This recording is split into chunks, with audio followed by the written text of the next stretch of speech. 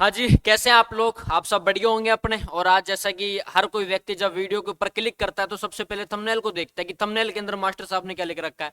तो जैसा थंबनेल वैसे वीडियो भी। ये तो है नहीं कि मैं थंबनेल लिख दूं राष्ट्रपति का और यहाँ तुम्हें कोई टॉपिक दे दूं प्रधानमंत्री का। तो ऐसा तो होता नहीं है। जो थंबनेल के ऊपर लिखा होता है ऑफिशियल चैनल है, तो ये सारी चीजें आपको वही दी जाएंगी यहाँ पे। तो मैंने सोचा कि राजस्थान हिस्ट्री आप लोगों ने बहुत पढ़ ली, अब क्यों ना तुम राजस्थान ज्योग्राफी पढ़ो। राजस्थान ज्योग्राफी कोई एक ऐसा टॉपिक जहां से लगभग प्रश्न आने की संभावना रहती है, और उस टॉपिक को क्यों ना 20-30 मिनट के अंदर हम लोग कवर करने का प्रयास करें। अगर 20-30 मिनट के अंदर फटाफट हम लोग किसी टॉपिक का रिविजन कर लेते हैं। ये टॉपिक पढ़ नहीं रहे हैं, पढ़ना अलग होता है। अगर मैं नदियों वाला टॉपिक कभी आपको पढ़ाऊंगा तो उसमें घंटों लग जाएंगे, बहुत बड़ा टॉपिक है नदियों का, है ना, बड़ा तो है ही टॉपिक। लेकिन जब रिविजन करते हैं ना इनका, जब हम लोग रिविजन करते हैं तो रिविजन में ज्यादा समय नहीं लगता। और जब एग्जाम के पास होते हैं तो एग्जाम के पास नया कुछ भी नहीं पढ़ना होता, बस रिविजन करना होता है। इसलिए मैं आपको हमेशा कहता हूं कि बस रिविजन जितना अधिक कर सकते हो उतना करो। तो आज हम लोग राजस्थान ज्योग्राफी का जो टॉपिक है, नदियों का जो टॉपिक है ना, उन नदियों का टॉपिक हम लोग पढ़ेंगे। तो आप सारे तैयार हैं ही अपने इस चीज के लिए? चलो तो भाई, सबसे पहला पेज हम लोग खोलते हैं। राजस्थान का अपुहा तंत्र। राजस्थान का अपुहा तंत्र, आपको एक यहाँ हेडिंग देखने को मिलेगी। अब देखना, अपुहा तंत्र के तौर पे हम लोग इन चीजों को देखें तो राजस्थान के अपुहा तंत्र को संगम के आधार पे 3 भागों में बांटा गया है। ये कहना चाहता है आपसे कभी कोई एग्जाम के अंदर ऐसा प्रश्न पूछ ले क्या राजस्थान में अपुहा तंत्र के आधार पर या फिर संगम के आधार पर अपुहा तंत्र को कितने भागों में बांटा गया, तो आप याद रखना कि यार अपने राजस्थान के अपुहा तंत्र को संगम के आधार पर 3 भागों में बांटा गया। पहला भाग कौन सा है? अरब सागर है, अंतः प्रवाह क्षेत्र उगड़ है, और एक अपने बंगाल की खाड़ी है। तो जो अरब सागर है वो अपने 17% है, अंतः प्रवाह है वो अपने 60% है, और बंगाल की जो खाड़ी है वो अपने 23% है। ये थोड़ा सा दिख नहीं रहा होगा, मैं यहाँ लिख देता हूँ 60%। ठीक है, तो यहां से हमारे एग्जाम के अंदर 2 सवाल बन सकते हैं। अगर एग्जामिनर पूछता भी तो यहां से 2 सवाल बनेंगे। पहला सवाल तो यह बनेगा कि यार राजस्थान के अपवाह तंत्र को संगम के आधार पर 3 भागों में बांटा जाता है, वो 3 भाग कौन कौन से हैं? या तो आपसे सुमेलित या फिर असुमेलित करा लेगा या फिर कथनों का चयन करा लेगा ना। तो ये छोटी सी बात आप याद रखना। तो यहां याद रखना कि यार 3 है, एक तो अपने अरब सागर हो गया, एक अपने अंतः प्रवाह हो गया, एक अपने बंगाल की खाड़ी हो गई। अरब सागर 17%, अंतः प्रवाह 60%, बंगाल की खाड़ी अपने 23%। तो ये चीजें थोड़ी बहुत आपको याद रखनी है। अब आगे मेरी बात सुनना। अगला पॉइंट अपने आता है कि भाई अरब सागर, राजस्थान के जो अपवातंत्र में पहला भाग कौन सा पड़ा? संगम के आधार पे 3 भाग बताया, पहला कौन सा? अपने अरब सागर जो अपने 17% है। उसमें देखना अरब सागर अपने आप में 2 भागों में है। एक तो अरब सागर के अंदर वो चीजें आती हैं जो कच्छ के रन में गिरने वाली जो नदियां हैं वो है, और एक अपने खंबात की खाड़ी में गिरने वाली नदियां। 2 भागों में अरब सागर के अंदर जो नदियां हैं वो कौन सी है? 2 भागों में, एक तो कच्छ के रन में और एक अपने खंबात की खाड़ी में। तो कच्छ के रन के अंदर 2 चीजें, एक तो देखो लूनी नदी अपने इसमें आती है, एक पश्चिम बनास के अंदर सूकल इसकी सहायक नदी जो भी है, पश्चिम बनास हम लोग इसको बोल सकते हैं। तो कभी कोई आपसे पूछेगा कच्छ के रन में गिरने वाली नदी लूनी और अपने पश्चिम बनास के अंदर जो चीजें वो भी आगे मैं आपको बताऊंगा। लेकिन ये जो आर्किटेक्चर मतलब एक संरचना मैंने आपको बताई, ये संरचना आप थोड़ा सा याद रखना, ठीक है। खंबात की खाड़ी में गिरने वाली नदियां कौन सी हैं? एक तो अपने साबरमती हो गई, एक अपने माही हो गई। 2 नदियां खंबात की खाड़ी में गिरने वाली नदियां 2 मैंने आपको बताई। एक तो मैंने साबरमती आपको बताई, एक मैंने माही आपको बता रखी है। साबरमती के अंदर देखो, अब साबरमती की सहायक नदी कौन कौन सी है? एग्जाम के अंदर सहायक नदियों से खूब सारे प्रश्न बनते हैं। वो मैंने पहले बताया नहीं कि एक प्रश्न तो आपसे ये पूछ लिया जाएगा कि अपवाह तंत्र को संगम के आधार पर कितने भागों में बांटा गया? 3 भागों में बांटा गया। अरब सागर, बंगाल खड़ी, अंतः प्रवाह 17, 60 और 23%। तो सारी बातें मैंने बताई। सबसे पहले हम लोग पढ़ रहे थे कि यार अरब सागर की जो नदियां हैं वो चीजें मैंने बताई। तो साबरमती की सहायक नदी कौन कौन सी है? अब साबरमती की सहायक नदी मेसवा है, हतमती है, वाकल है, माजई है, सेई है, वत्रक है। अगर आपको यहाँ दिख नहीं रहा तो मैं और आपको थोड़ा से कर दूं।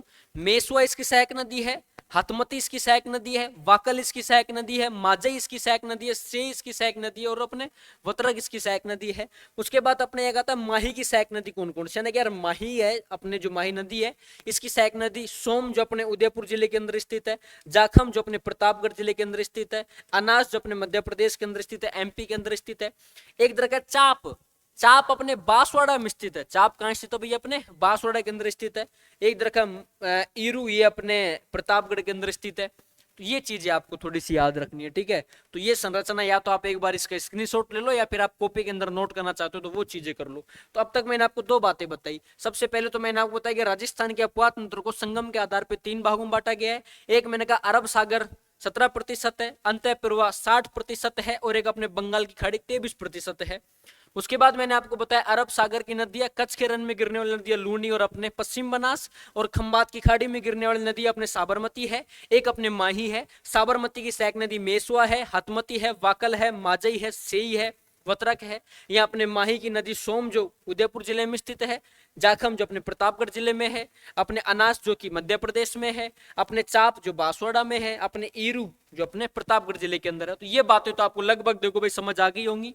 और पढ़ाई का तो मतलब मैं हमेशा कहता हूँ यार, पढ़ने का मतलब होता है क्लास में बैठे बैठे याद कर लेना। अगर आप फोन में क्लास ले रहे हो तो आपका होना ये चाहिए कि आपका जो एकाग्रता क्षमता है उतनी अच्छी होनी चाहिए कि आप क्लास में बैठे बैठे किसी चीज को याद कर लो। हम किसी मंच पे बोलने जाते हैं, हम कभी क्लास के अंदर बोलने जाते हैं, हमें कहीं और जगह बोलने का मौका मिलता है, तो हम एक चित होके बोलते हैं। हमें पता होता है गलती से अगर मैंने एक शब्द गलत बोल दिया तो कितना ज्यादा बवाल हो जाएगा। इसलिए एकाग्रता पे फोकस करो, ठीक है। जब टीचर क्लास में पढ़ा रहा होता है तो वो चीज हम क्लास में याद हो जाए, ऐसा हमारा फोकस हो थोड़ा बहुत। आगे दे रखा है कि लूनी अब है ना, पहली नदी कौन सी आती है? लूनी। मैंने कहा कि यार कच्छ के रण में गिरने वाली पहली नदी कौन सी? अपनी लूनी। अब लूनी की बात करते हैं। लूनी का उद्गम अपने नाग हिल्स जो अजमेर में है ना, नाग हिल्स से अपने लूनी नदी का उद्गम होता है। ये पॉइंट आप याद रखना। अब संगम की पूछ ले क्या लूनी नदी का संगम, तो आप याद रखना कच्छ का रण। कहाँ पे? कच्छ का रंग संगम। मैंने बताया था कच्छ के रण में गिरने वाली नदी लूनी और अपने पश्चिम बनास उसमें से लूनी पड़ रहे हैं। तो लूनी का उद्गम कहाँ से? नाग हिल से। संगम की बात करूं तो अपने कच्छ का रण। अब लंबाई की बात आती है। हालांकि उद्गम और संगम तो क्या पता एग्जाम पूछे या ना पूछे, कभी ये भी पूछ लिया जाता है कि लूनी की लंबाई कितनी है, तो आप याद रखना 495 किलोमीटर है। अगला प्रश्न ये आएगा कि लूनी की कुल लंबाई कितनी है और राजस्थान में लंबाई कितनी है। ये प्रश्न अपने बनने की बहुत ज्यादा संभावना होती है, ठीक है ना। तो आप इसका भी ध्यान रखना। राजस्थान में लंबाई इसकी 350 किलोमीटर है। भाई कुल लंबाई कितनी बताई? मैंने आपको कुल लंबाई बताई कि भाई 495 किलोमीटर तो अपने कुल लंबाई है। और मैंने कहा राजस्थान की बात करो तो 350 किलोमीटर अपने राजस्थान के अंदर लंबाई है। उद्गम कहां से होता है? नाग हिल्स उद्गम होता है। संगम कच्छ का रण है। लंबाई 495 किलोमीटर है। राजस्थान में लंबाई कितनी है? तो मैंने कहा यार 350 किलोमीटर है। ये थोड़ी सी याद रखना। अपोहा क्षेत्र की बात करो तो अपोहा क्षेत्र अपने अजमेर आता है, पाली आता है, नागौर आता है, जालोर आता है, जोधपुर आता है। अपोहा क्षेत्र कौन कौन से है?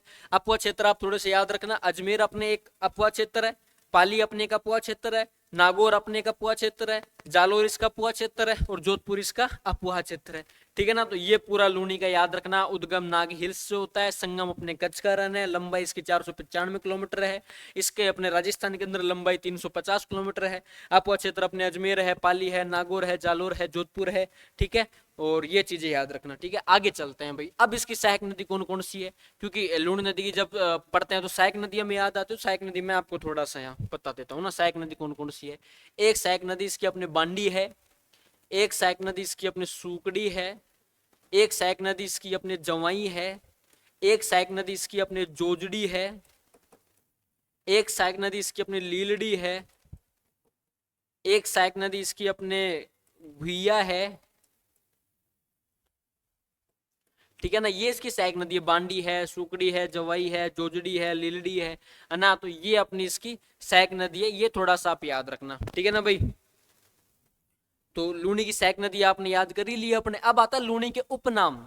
एग्जाम के अंदर लूनी के उपनाम भी पूछ लिए जाते हैं, इसलिए आपको उपनाम भी याद होने चाहिए। कोई भी टॉपिक जब पढ़ते हैं तो हमें ये पता भी हो कि यार इस टॉपिक से क्वेश्चन आ सकते हैं। मैंने कहा कि भाई राजस्थान का अपोहा जो तंत्र है उसको संगम के आधार पर 3 भागों में बांटा जाता है। एक तो मैंने कहा कि यार अपने अरब सागर है जो 17% है, एक अपने अंतः प्रवाह है जो 60% है, एक अपने बंगाल की खाड़ी है जो अपने 23% है। उसमें से प्रश्न आ जाएगा तो उसमें कोशिश करोगे यहाँ से क्या प्रश्न बन सकता है। उसके बाद मैंने कहा अरब सागर की नदी कौन सी? कच्छ का रण और खंबात की खाड़ी। मैंने कहा कच्छ के रण में गिरने वाली नदी कौन सी है? लूनी है और पश्चिम बनास है। उसके बाद मैंने कहा खंबात की खाड़ी में साबरमती और माही है, उनकी सहायक नदी मैंने आपको लिखाई।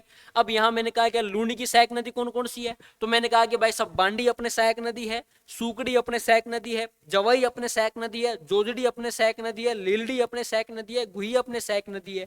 ये अपने सारी लूनी की सहायक नदी है। ये चीजें आपको याद होनी चाहिए। अगला पॉइंट अपने पास आता है लूनी के उपनाम। कालिदास इसको अंतः सलीला कह जाता है। कालिदास जी जो थे उन्होंने अपने लूनी का उपनाम क्या दिया? अंतः सलीला।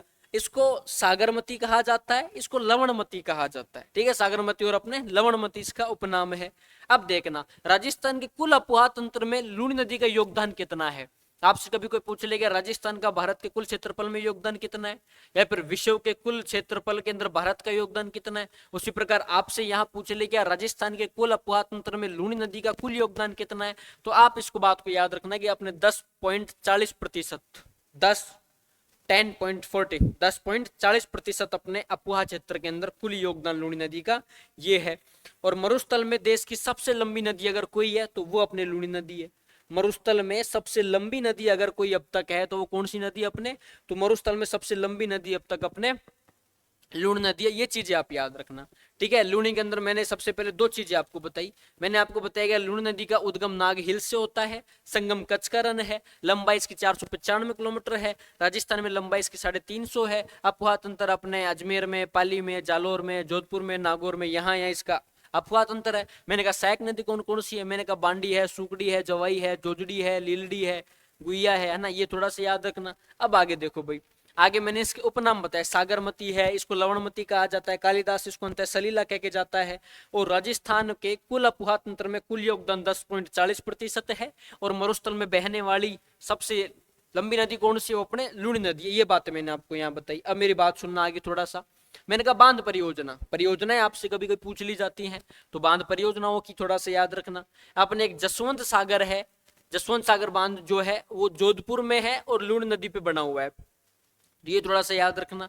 एक अपने हिमावास बांध जो पाली में बांडी नदी पर, एक जवाई बांध पाली में जवाई नदी पर, एक वाकली बांध जालोर में सूकली नदी पर। अगर आपसे कभी बांध परियोजनाओं का कोई एक प्रश्न भी आपसे पूछ लिया जाए तो मेरे को तो लगता है बांध परियोजनाओं का कोई भी एक प्रश्न आपका सिंगल क्वेश्चन गलत नहीं होना चाहिए। क्योंकि मैंने यहाँ आपको बताया कि यार एक तो अपने जसवंत सागर बांध जो कि जोधपुर के अंदर लूणी नदी पर है, एक मैंने कहा हिमावास बांध जो पाली में बांडी नदी पर है, एक मैंने कहा जवाई बांध जो पाली में जवाई नदी पर है, एक मैंने कहा वाकली बांध जो कि जालोर में अपने सूकली नदी पर है। ये बात मैंने आपको बताई। अब लूणी नदी की अब तक कौन कौन सी बातें बताई। मैंने कहा कि लूणी नदी का उद्गम कहां से होता है, उद्गम मैंने आपको बताया नाग हिल्स से होता है। मैंने कहा संगम का है, मैंने कहा कच्छ का रण के अंदर अपने संगम है। फिर मैंने कहा भाई साहब इसकी कुल लंबाई कितनी है, 495 किलोमीटर कुल लंबाई है, 350 किलोमीटर अपने राजस्थान के अंदर लंबाई है।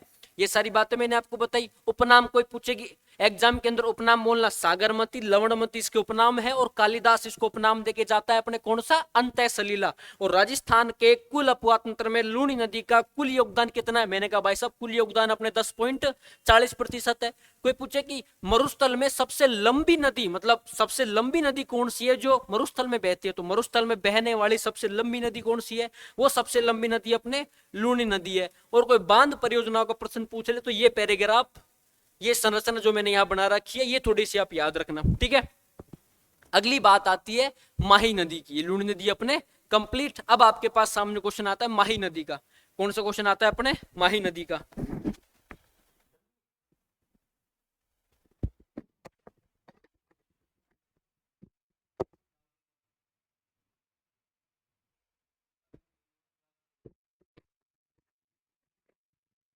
माही नदी की जब बात आती है, माही नदी का उद्गम अपने मेहंद झील है, दाहरा जिला के अंदर पड़ती है, और अमरेरू हिल्स जो कि विंध्यन पर्वत श्रेणी के अंदर आती है।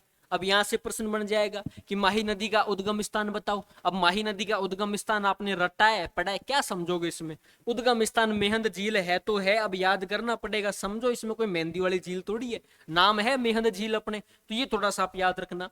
अमरेरू हिल्स विंध्यन पर्वत श्रेणी पूछ सकता है कि उद्गम अपने कौन सी हिल्स से है और किस पर्वत श्रेणी में है, तो अमरेरू हिल्स आप याद रखना और विंध्यन पर्वत श्रेणी आप याद रखना। संगम का प्रश्न पूछ ले कि यार इसका संगम स्थान बताओ, तो आप याद रखना खंबात की खाड़ी। मैंने कहा था ना कि अरब सागर व राजस्थान के अंदर अगर अपुहा तंत्र की बात करें तो संगम के आधार पर 3 भागों में बांटा जाता है। अरब सागर है, बंगाल की खाड़ी है, अंतः प्रवाह है, जिसमें सबसे पहले मैंने आपको राजस्थान के अरब सागर की ओर जल ले जाने वाली सारी नदियां मैंने आपको बताई। मैंने कहा 2 भागों में है, एक तरफ मैंने आपको बताया कच्छ के रण में गिरने वाली नदियां, और एक तरफ मैंने आपको बताया खंबात की खाड़ी में गिरने वाली नदियां कौन सी है, वो बातें मैंने आपको बताई। तो आपने याद किया होगा खंबात की खाड़ी में गिरने वाली नदियों में से एक नदी थी माही। एक कौन सी नदी थी अपने, माही। तो मैंने कहा कि यार इसका संगम कहाँ पे, अपने खंबात की खाड़ी। खंबात की खाड़ी कहाँ पे, स्थान भी याद कर लेना, गुजरात में अपने खंबात की खाड़ी है। ठीक है। अगला प्रश्न लंबाई का आता है। देखो भाई, क्या पता उद्गम एग्जामिनर ना पूछे, क्या पता लंबाई आपसे ना पूछे, क्योंकि राजस्थान के लोग उद्गम याद करने में, संगम याद करने में बहुत आगे रहते हैं। लंबाई उनको याद नहीं होती, क्योंकि लंबाई में अंक होते हैं। अंक हर किसी को याद नहीं होते, अंक बड़ा परेशान करते हैं, चाहे वो अंक जीवन के अंक हो या फिर अपने याद करने के अंक हो। अंक शब्द अपने आप में थोड़ा कठिन है, तो आपको याद रखना है अपने। लंबाई कितनी है? 576 किलोमीटर है, और 171 किलोमीटर का है अपने राजस्थान में लंबाई है। ठीक है, कुल लंबाई कितनी है? 576 किलोमीटर, और राजस्थान में लंबाई कितनी है अपने? 171 किलोमीटर। तो ये अपने माही नदी की थोड़ी सी बातें हो गई। यहां से क्या पता कोई एक प्रश्न पूछ ले, उद्गम कहाँ पे? मेहंद झील में है। मेहंद झील कहाँ है? धारा जिला में है। कौन सी हिल्स है? अमरेरू हिल्स है। अमरेरू हिल्स कहाँ पे? अपने विंध्यन पर्वत श्रेणी के अंदर है। संगम कहाँ है? मैंने बताया कि यार खंबात की खाड़ी में। खंबात की खाड़ी कहाँ है? अपने गुजरात में। कोई पूछे लंबाई कितनी है? 576 किलोमीटर है। कोई पूछे क्या राजस्थान में लंबाई कितनी है? तो आप याद रखना अपने 171 171 किलोमीटर है। ये छोटी सी बातें करी। अब आगे क्वेश्चन आता है अपुहा क्षेत्र, है ना। हर नदी का अपुहा क्षेत्र याद रखना, और हर नदी की लंबाई और संगम वगैरह याद रखना। ये आपसे पूछ ले जाते हैं, उपनाम कोई पूछे या ना पूछे। चलो, तो अपुहा क्षेत्र की बात कर, तो बांसवाड़ा इसका एक अपुहा क्षेत्र है, डूंगरपुर इसका एक अपुहा क्षेत्र है, प्रतापगढ़, डूंगरपुर, बांसवाड़ा, प्रतापगढ़ को वागड़ प्रदेश कहा जाता है। तो ये छोटा सा पॉइंट आपको याद रखना है। क्या डूंगरपुर इसका अपुहा क्षेत्र है, बांसवाड़ा इसका अपुहा क्षेत्र है, प्रतापगढ़ इसका अपुहा क्षेत्र है। तो डूंगरपुर, बांसवाड़ा, प्रतापगढ़, जिनको क्या कहा जाता है? वागड़ प्रदेश कहा जाता है। कभी आपसे एग्जामिनर यहां से एक प्रश्न, लाइन में से भी प्रश्न निकाल के पूछ सकता है कि वागड़ प्रदेश कौन कौन से। याद रखना, डूंगरपुर वागड़ प्रदेश है, प्रतापगढ़ वागड़ प्रदेश है, बांसवाड़ा वागड़ प्रदेश है। ठीक है, तो अफवाह क्षेत्र की बात है तो याद रहेगी बातें। वागड़ प्रदेश नाम याद रखना। वागड़ प्रदेश के अंदर 3 जिले याद रखना, 3 अपने डिस्ट्रिक्ट याद रखना। एक डूंगरपुर है, एक बांसवाड़ा है, एक अपने प्रतापगढ़ है। अगला पॉइंट आता है राजस्थान में प्रवेश कहां से करती है। तो बांसवाड़ा के अंदर एक स्थान पड़ता है खांटू। बांसवाड़ा के अंदर स्थान कौन सा पड़ता है? खांटू। वहां से तो राजस्थान में प्रवेश करती है। ठीक है, अब दे रखा है सर उपनाम क्या क्या है इसके ना। उपनाम आपसे खूब पूछेंगे, तो उपनाम थोड़ा सा याद रखना। वागड़ की गंगा इसको कहा जाता है, आदिवासियों की गंगा इसको कहा जाता है, कांठल की गंगा इसको कहा जाता है, दक्षिणी राजस्थान की स्वर्ण रेखा इसको कहा जाता है। उपनाम वापस याद करा रहा हूं, वागड़ की गंगा इसको कहा जाता है, आदिवासियों की गंगा इसको कहा जाता है, कांठल की गंगा इसको कहा जाता है, और दक्षिण राजस्थान की स्वर्ण रेखा इसको कहा जाता है। याद रहेगी बातें। वागड़ की गंगा, आदिवासियों की गंगा, कांठल की गंगा, और दक्षिण राजस्थान की स्वर्ण रेखा इसको कहा जाता है। ठीक है, अपुआ क्षेत्र अपने वागड़ प्रदेश याद रखना, और राजस्थान में प्रवेश कहां से करती है? अपने खांटू बांसवाड़ा से प्रवेश करती है। उपनाम आप थोड़े से याद रखना। ठीक है, चलो भाई, अब बात आती माही। माही विश्व की एकमात्र नदी है जो कर्क रेखा को 2 बार काटती है। एग्जामिनर एक प्रश्न पक्का पूछ सकता है कि राजस्थान की एकमात्र उस नदी का नाम बताओ जो कर्क रेखा को 2 बार काटती है। अब याद है तो याद हो जाएगा, याद है तो याद आ जाएगा, याद नहीं है तो मास्टर साहब आपको यहाँ पढ़ा रहा है, अब याद कर लो अपने। तो माही विश्व की एकमात्र नदी है जो कर्क रेखा को कितनी बार काटती है? 2 बार काटती है। ठीक है, कोई पूछ लेगा सो टापुओं का शहर कौन सा है? सो टापुओं का शहर कौन सा है? सर याद रखना बांसवाड़ा। एकमात्र नदी जो दक्षिण में प्रवेश करती है, और एकमात्र नदी जो पश्चिम में अंत होती है। प्रवेश कहाँ है? दक्षिण से, अंत कहाँ पे? अपने पश्चिम में। तो माही के बारे में खूब सारी बातें मैंने आपको बताई। ठीक है ना। अपुहा क्षेत्र बांसवाड़ा, डूंगरपुर, प्रतापगढ़, वागड़ प्रदेश है। राजस्थान प्रवेश खांटू बांसवाड़ा के अंदर स्थान पड़ता है, यहां से करती है। ठीक है,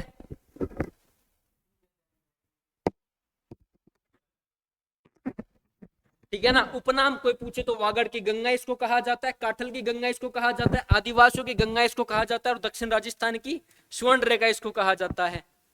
तुम भी पढ़ोगे। चलो तो भाई, और माही विश्व की एकमात्र नदी है जो कर्क रेखा को 2 बार काटती है। बैठ के पढ़ लो चुपचाप।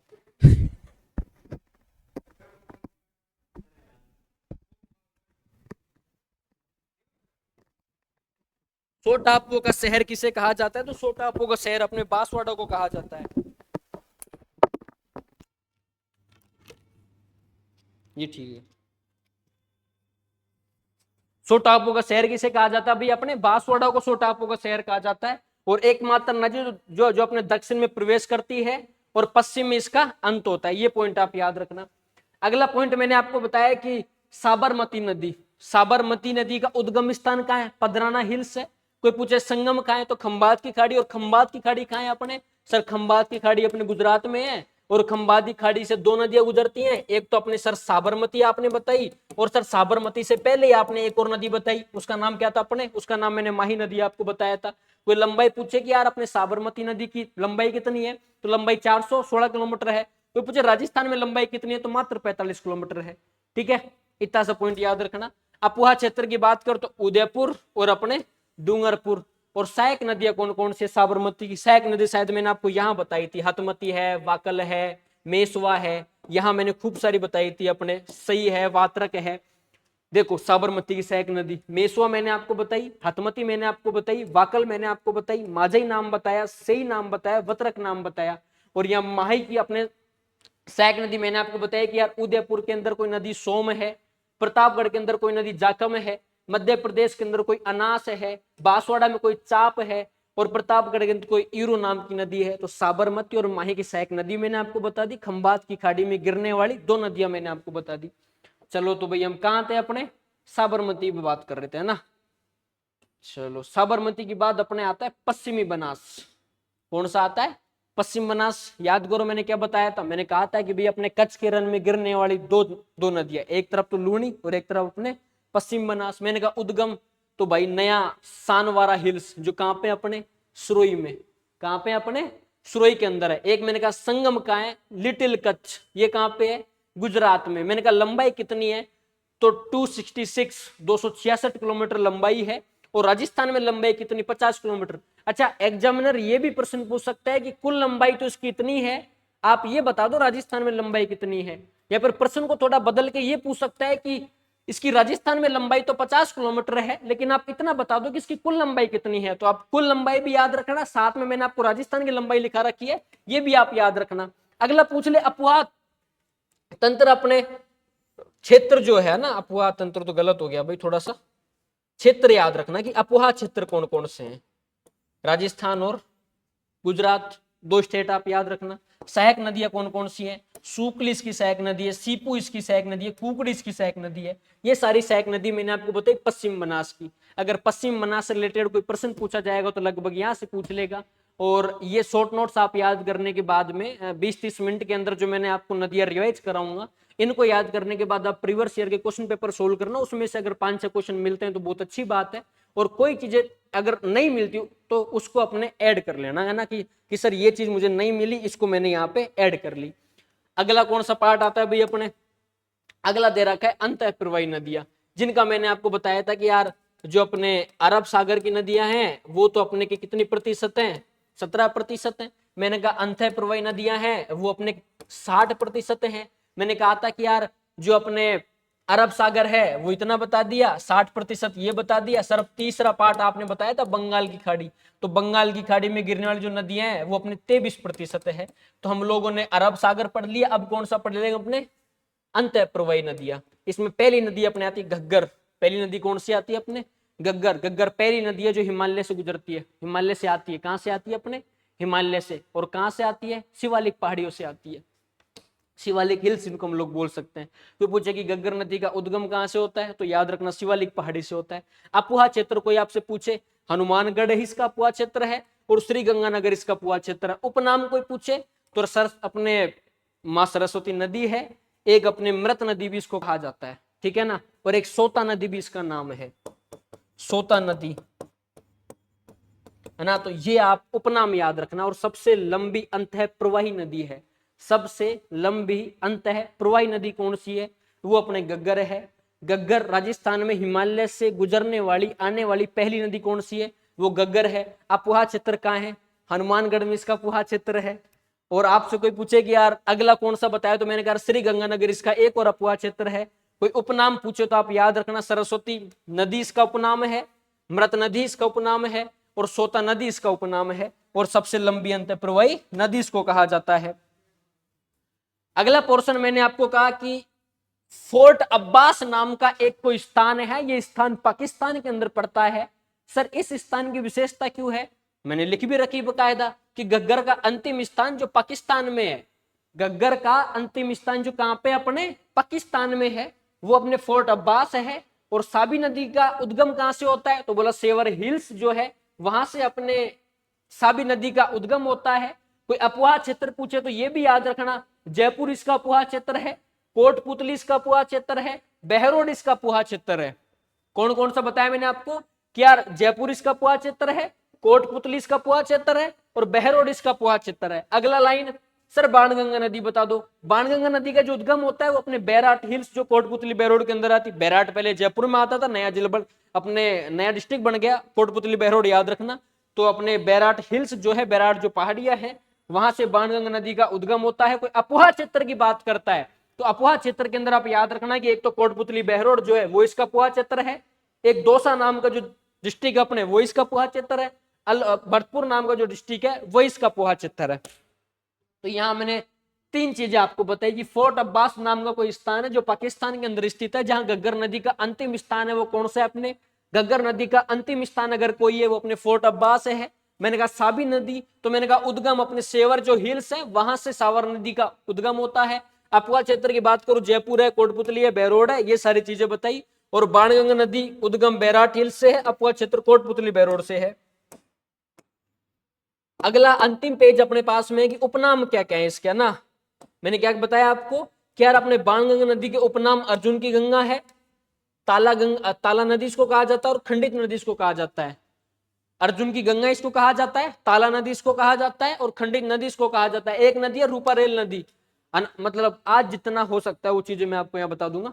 एक अपने रूपारेल नदी है जिसका उद्गम अपने जाना पाव हिल से होता है, एक संगम इसका यमुना नदी से होता है, एक लंबाई इसकी 1051 किलोमीटर है और राजस्थान में इसकी लंबाई 322 किलोमीटर है। और अपवा क्षेत्र चित्तौड़ के अंदर एक स्थान पड़ता है चौरासीगढ़।